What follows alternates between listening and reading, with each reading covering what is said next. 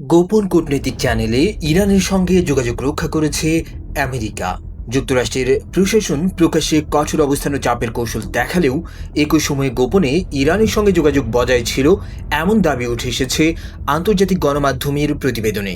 Israel হাইওমের প্রতিবেদন অনুযায়ী Hormuz প্রণালীতে জাহাজ চলাচল নিরাপদ রাখা এবং আঞ্চলিক উত্তেজনা কমানোর লক্ষ্যে কাতারের মাধ্যমে তেহরানের সঙ্গে একটি গোপন আর্থিক ও কূটনৈতিক চ্যানেলে সক্রিয় ছিল।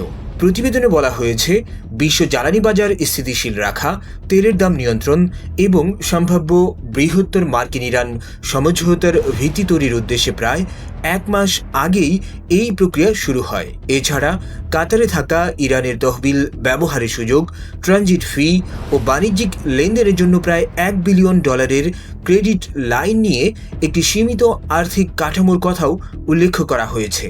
তবে মার্কিন নৌবাহিনী প্রকাশ্যে ইরানের উপর সামুদ্রিক নিষেধাজ্ঞা বজায় রাখার অবস্থান জানালেও এই গোপন চ্যানেল কূটনৈতিকভাবে সচল ছিল বলে প্রতিবেদনে দাবি করা হয়। এ বিষয়ে এখনও যুক্তরাষ্ট্র, ইরান বা কাতারের পক্ষ থেকে আনুষ্ঠানিকভাবে বিস্তারিত কোনো মন্তব্য পাওয়া যায়নি।